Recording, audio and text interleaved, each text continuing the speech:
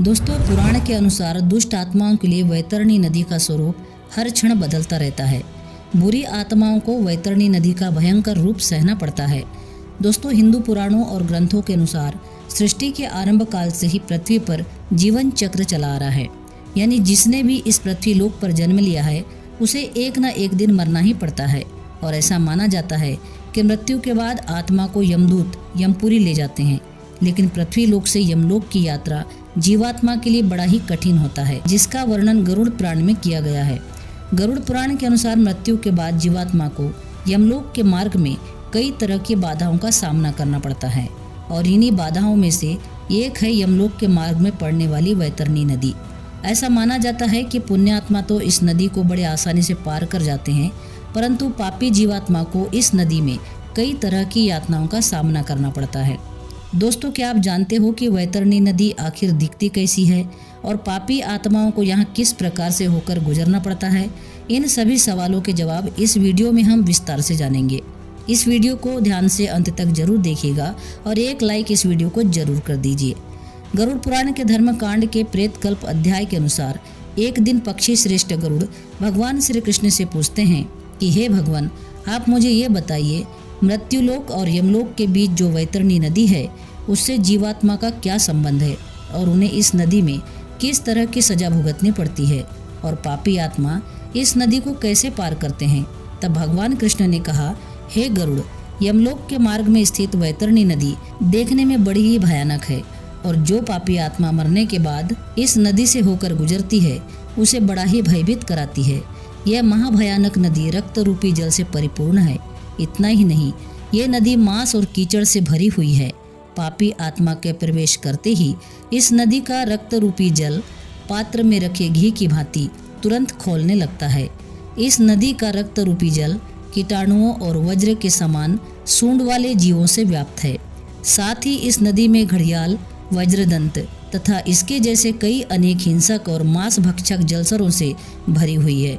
और नदी में जैसे ही पापी आत्मा का प्रवेश होता है वह 12 सुर की गर्मी के समतुल्य तपने लगती है। उससे उस महाताप में पापी चिल्लाते हुए करुण विलाप करने लगते हैं। उस महाताप के कारण पापी आत्मा अपनों को पुकारने लगते हैं और जब कोई उसके पास नहीं आता तो वह उस धूप में इधर उधर भागने लगती है और उसे ताप बर्दाश्त नहीं होता तो वह आत्मा उस दुर्गंधपूर्ण जल में डुबकी लगाती है। फिर श्री कृष्ण कहते हैं कि हे गरुड़, कुछ जीवात्माएं ऐसी भी होती है जिन्हें मृत्यु के पश्चात इस वैतरणी नदी में रहना पड़ता है। जैसे कि जो अपने जीवन काल में आचार्य, गुरु, माता पिता एवं अन्य वृद्धचरों की अवमानना करते हैं, उसे इसी महानदी में रहना होता है। इसके अलावा जो जीवात्मा अपने जीवन काल में अपनी पवित्रता, सुशीला और धर्म परायण पत्नी का परित्याग करते हैं, उनको सदैव के लिए उसी महाघिनौनी नदी के जल में वास होता है। इसके साथ ही जो जीवात्मा जीवित रहते हुए अपने स्वामी, मित्र, तपस्वी, स्त्री, बालक एवं वृद्ध का वध करते हैं, वे इसी महानदी में ही रहते हैं।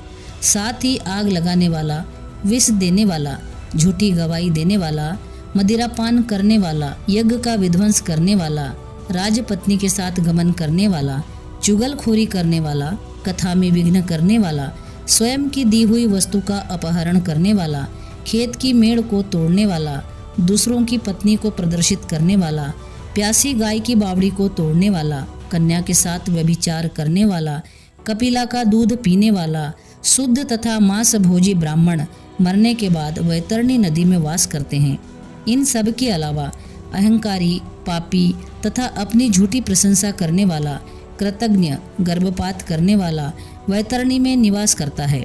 परंतु इन सभी पापी जीवात्माओं में जिसने मकर और कर्क की संक्रांति, सूर्य चंद्रग्रहण संक्रांति, अमावस्या अर्थात अन्य पुण्य काल के आने पर श्रेष्ठतम दान दिया हो, उसे एक निश्चित समय के पश्चात इस नदी से यमदूतों द्वारा निकाल लिया जाता है।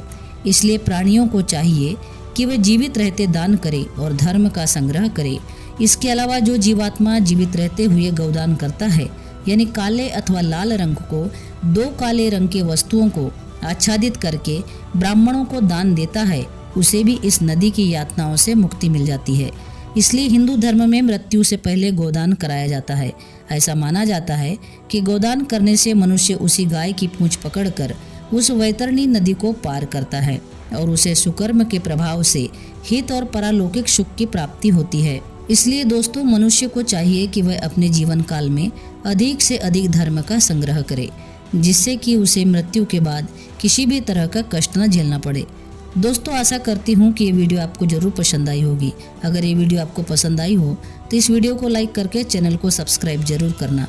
पूरा वीडियो देखने के लिए आपका बहुत बहुत धन्यवाद।